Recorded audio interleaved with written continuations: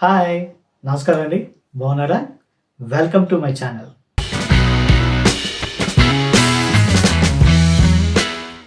విజయవాడ, గుంటూరుకి దగ్గరలో ఉన్న నాగార్జున యూనివర్సిటీ గురించి అందరికీ తెలుసు. మరి ఆ యూనివర్సిటీకి నాగార్జునుని పేరు పెట్టారు కదా! నాగార్జునుడు అంటే మీకు తెలుసా? ఆయన ఒక గొప్ప బౌద్ధమత గురువు. ఇంకా చెప్పాలంటే బౌద్ధమత సిద్ధాంతకర్త. అందుకే ఆయన్ని రెండో బుద్ధుడు అని కూడా అంటారు. కేవలం బౌద్ధమత గురువుగానే కాకుండా ఆయనను శాస్త్ర విజ్ఞానం బాగా తెలిసిన వాడిగా చెప్తారు. క్రీస్తు శకం 2వ శతాబ్దంలోనే రసాయన శాస్త్రానికి బీజాలు వేశాడట. మీకు తెలుసా? ఆయన పాదరసం నుంచి బంగారం తయారు చేసేవాడట. అదెలాగా అంటున్నారా? కెమిస్ట్రీ చదువుకునే వారందరికీ పీరియాడిక్ టేబుల్ గురించి తెలిసే ఉంటుంది. ప్రకృతిలో మనకు లభించే మూలకాలన్నీ వాటి అణువులో ఉండే ప్రోటాన్స్, ఎలక్ట్రాన్స్ సంఖ్యను బట్టి ఆయా లక్షణాలను కలిగి ఉంటాయి. అంటే కొన్ని లోహ రూపంలో ఉంటాయి, కొన్ని ద్రవ రూపంలో ఉంటాయి, ఇంకొన్ని వాయు రూపంలో ఉంటాయి అన్నమాట. ఈ పీరియాడిక్ టేబుల్ని చూస్తే బంగారం, దాని సంకేతం వచ్చి ఏయు, పక్కనే పాదరసం, దీని సంకేతం వచ్చి హెచ్జి. ఈ రెండింటికి కేవలం ఒక్క ప్రోటాన్ తేడా. ఆ తేడాను తీసేస్తే ఇది అది అవుతుంది. అంటే పాదరసం బంగారం అవుతుందనేగా అర్థం. రష్యన్ శాస్త్రవేత్త తయారు చేసిన ఈ పీరియాడిక్ టేబుల్ని 1869లో మొదటిసారిగా ఆమోదించారు. కానీ పాదరసానికి బంగారానికి ఉన్న సంబంధాన్ని అంతకు 1600 సంవత్సరాల క్రితమే మన నాగార్జునుడు కనిపెట్టి పాదరసం నుంచి బంగారాన్ని తయారు చేసే ప్రయోగాలను విజయవంతంగా నిర్వహించాడు. గ్రేట్ కదా! అంత గొప్పవాడు కాబట్టే ఈయన ప్రతిభకు ఆకర్షితుడైన 27వ శాతవాహన రాజు యజ్ఞశ్రీ శాతకర్ణి నాగార్జునుని కోసం శ్రీపర్వతం అనే కొండపై ఒక బోధనాలయాన్ని నిర్మించాడు. అలా అది నాగార్జున పేరిట నాగార్జున విశ్వవిద్యాలయం అయింది. ఆయన మూలంగానే ప్రస్తుతం ఉన్న నాగార్జున యూనివర్సిటీకి ఆ పేరు పెట్టారు. మరి ఆ పాత నాగార్జున విశ్వవిద్యాలయం ఎక్కడుంది అని అంటే, ఇప్పుడు మనం చూస్తున్నాం కదా నాగార్జున సాగర్ జలాశయం. ఆ జలాశయంలో ఆ ప్రాంతం మునిగిపోయింది. అయితే డ్యామ్ కట్టడానికి ముందే అక్కడ ఉన్నటువంటి యూనివర్సిటీ ఆ శిథిలాలని 1954-56 మధ్యలో వాటిని సేకరించి అనుపు అనే ప్రాంతంలో ఆ శిథిలాలని మళ్ళీ యూనివర్సిటీగా పునర్నిర్మించారు. ఇప్పుడు ఆ విశేషాలన్నీ చూసొద్దామా? పదండి, జోరుగా హుషారుగా.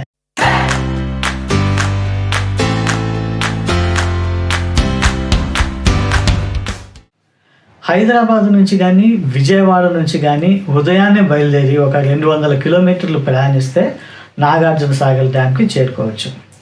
అయితే ముందుగా ఇక్కడ ఎత్తిపోతల జలపాతం, తర్వాత అక్కడే ఉన్నటువంటి దత్తాత్రేయ మందిరం, మధుమతీదేవి ఆలయాలు ఇవన్నీ చూసిన తర్వాత లంచ్ చేసి అప్పుడు అనుపుకి బయలుదేరచ్చు.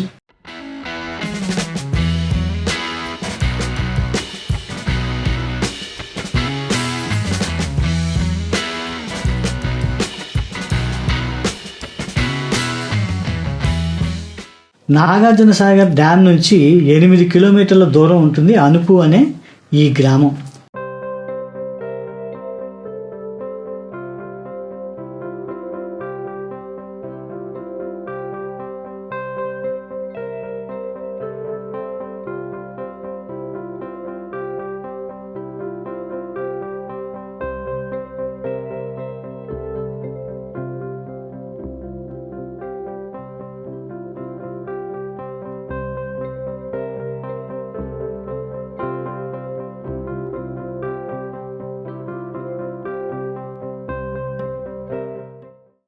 ఇదిగో ఇవే నాగార్జున విశ్వవిద్యాలయం తాలూకు ఆనవాళ్ళు.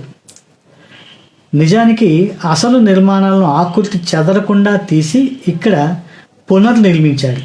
అయినా కానీ చూడ్డానికి ఇవి ఇక్కడే నిర్మించినట్టుగా ఉన్నాయి కదా, అదే వీటి ప్రత్యేకత.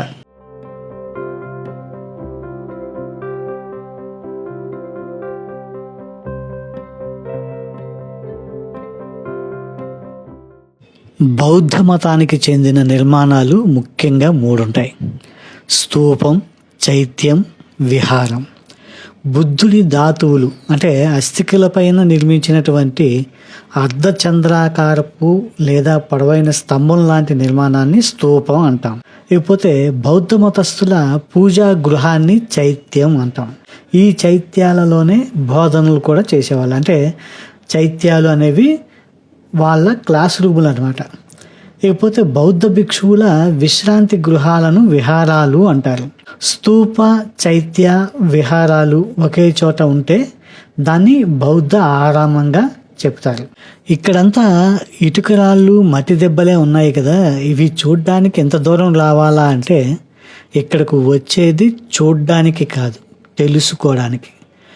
మన భారతీయ సంస్కృతి గురించి, ఆధ్యాత్మిక జ్ఞానాన్ని ప్రసాదించిన మహానుభావుల గురించి, ప్రపంచంలో అన్నిటికంటే ముందే ఇక్కడ వెళ్ళి విరిసిన విజ్ఞానాన్ని గురించి తెలుసుకోవడానికి ఇక్కడికి రావాలి. ఆ రోజుల్లో టిబెట్, చైనా, శ్రీలంక దేశాల నుంచి ఇక్కడకు చదువుకోవడానికి వచ్చేవాళ్ళు. అప్పట్లో ఫ్లైట్లు కాదు కదా, కనీసం రైళ్ళు, కార్లు కూడా లేవు. గుర్రాల మీద నెలల తరబడి ప్రయాణించి చాలా శ్రమించి వచ్చేవాళ్ళు. దాన్ని బట్టే మన జన్మభూమి గొప్పతనం, ఈ నాగార్జునుడి గొప్పతనం అర్థమవుతుంది.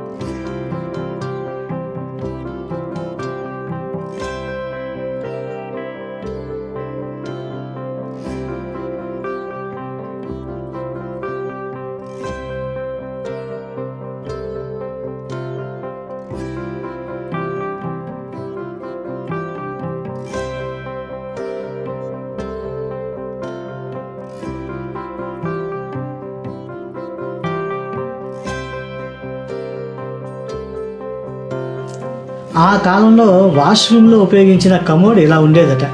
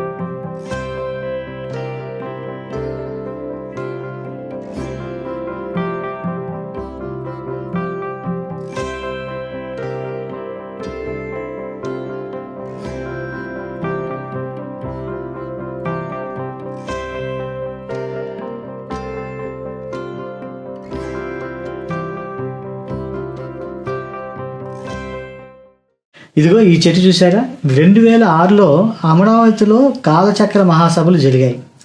ఆ మహాసభలకు వెళ్తూ వెళ్తూ దలైలామా ఇక్కడ నాటిన చెట్టు ఇదే. 2008లో నేను ఇక్కడికి వచ్చినప్పుడు ఇదిగో ఇలా మొక్కలా ఉండేది, ఇప్పుడు ఇలా వృక్షంలా పెరిగింది.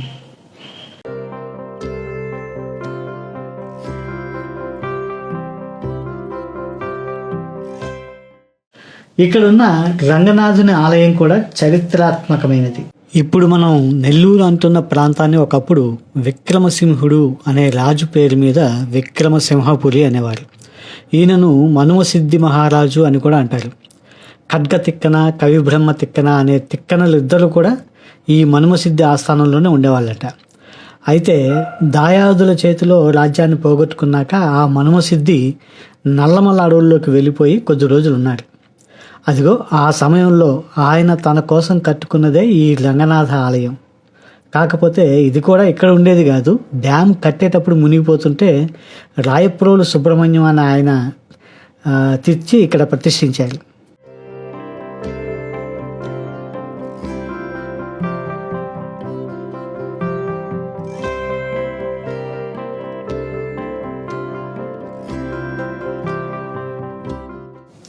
ఇకపోతే అనుపు రోడ్డు నుంచి కాస్త కిందికి వెళ్తే ఒక రేవు లాంటిది వస్తుంది. ఇక్ష్వాకులు పాలించిన కాలంలో ఇదొక పెద్ద ఓడరేవుగా ఉండేదంట.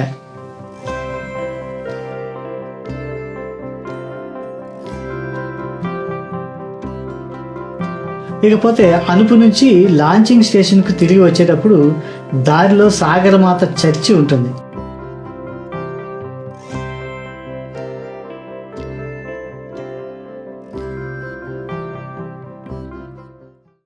అదిగో అక్కడ కనిపిస్తున్న ర్యాంప్ దగ్గరే పర్యాటకులను లాంచ్లోకి ఎక్కించుకుంటారు. పెద్దలకు 200, పిల్లలకు 150 చొప్పున టికెట్ రేట్లు ఉన్నాయి. లాంచ్ ఎక్కేటప్పుడే లైఫ్ జాకెట్లు తప్పనిసరిగా అడిగి తీసుకోండి. ఎందుకంటే లోతైన జలాశయంలో దాదాపు 14 కిలోమీటర్ల ఆహ్లాదకరమైన లాంచీ ప్రయాణాన్ని ఎంజాయ్ చేయాలంటే మనసులో ఎలాంటి భయాలు ఉండకూడదు కదా. అందుకని లైఫ్ జాకెట్లు తప్పనిసరి. నీలి ఆకాశం ద్రవించి భూమి మీద నీరులా ప్రవహిస్తుందా అన్నట్టు ఉండే కృష్ణవేణి, ఆ జలాలను చల్లగా తాకి వచ్చే పిల్లగాలులు, కొండల మధ్య నిశ్శబ్దమైన గంభీర వాతావరణంలో కొనసాగే లాంచ్ ప్రయాణం అద్భుతంగా ఉంటుంది.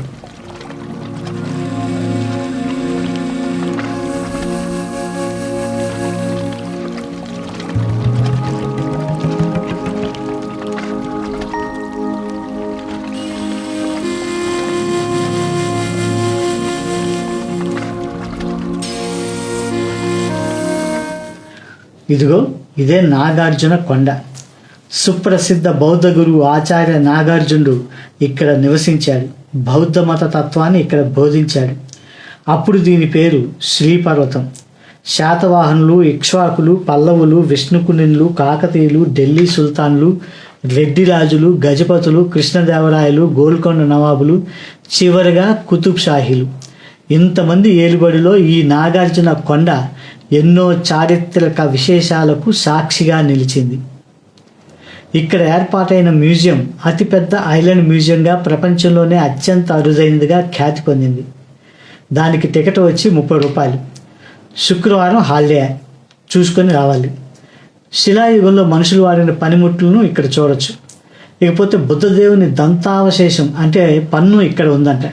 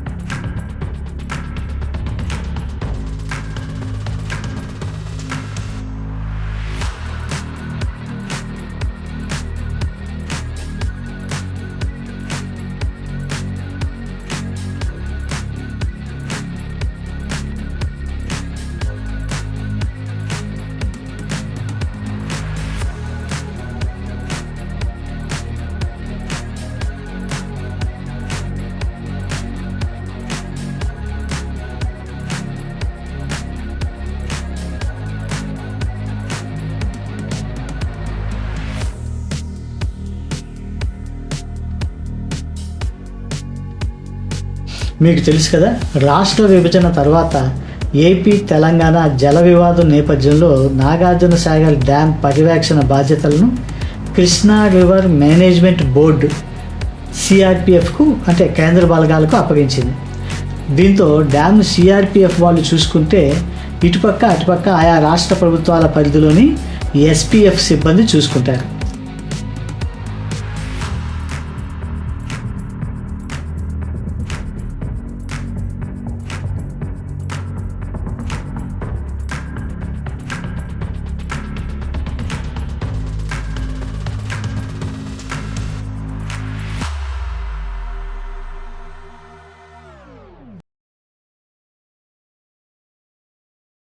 నాగార్జున సాగర్ వెళ్తే అక్కడ ఫుడ్ సంగతి ఏంటి అని అంటారా? నాగార్జున సాగర్లో మనం హరిత హోటల్స్ అని చెప్పుకున్నాం కదా, ఎత్తిపోతల దగ్గర ఒకటి ఉంది, బోటు లాంచింగ్ స్టేషన్ దగ్గర ఒకటి ఉంది. ఇవి కాకుండా ప్రైవేట్గా కొన్ని హోటల్స్ ఉన్నాయి. బుద్ధవనం పక్కనే సిద్ధార్థ అని ఒకటి ఉంది. అలాగే బుద్ధవనం నుంచి డ్యామ్ వైపుకి వస్తుంటే, డ్యామ్ చూడటానికి వస్తుంటే ఎడమ వైపున టైగర్ వ్యాలీ రిసార్ట్ అని, టైగర్ వ్యాలీ రెస్టారెంట్ అని ఒకటి ఉంది. అలాగే డ్యామ్ దాటేసి మనం ఎత్తిపోతలు వెళ్ళేదారిలో, లేదంటే ఎత్తిపోతల నుంచి డ్యామ్కి వస్తుంటే ఎడమ పక్కన సాగర్ మాత రెస్టారెంట్ అని ఒకటి ఉంది.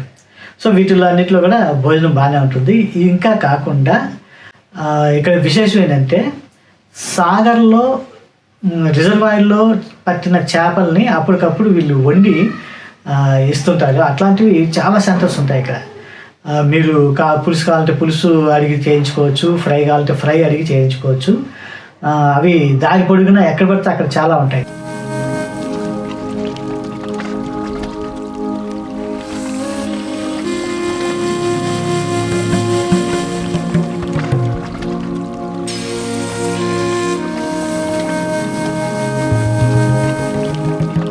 అదండి సంగతి. నాగార్జున సాగర్ దాని చుట్టుపక్కల ఉండేటువంటి సైట్ సీయింగ్ ప్లేసెస్ గురించి మనం చెప్పుకున్నాం కదా. మరి ఈ వీడియో మీకు నచ్చితే లైక్ చేయండి, మీ ఫ్రెండ్స్కి షేర్ చేయండి, ముఖ్యంగా ఛానల్ని సబ్స్క్రైబ్ చేసుకోండి. అలాగే సబ్స్క్రైబ్ చేసుకునేటప్పుడు ఆ పక్కనే ఉన్నటువంటి బెల్ ఐకాన్ని ప్రెస్ చేయండి. ఉంటాను మరి. Bye bye.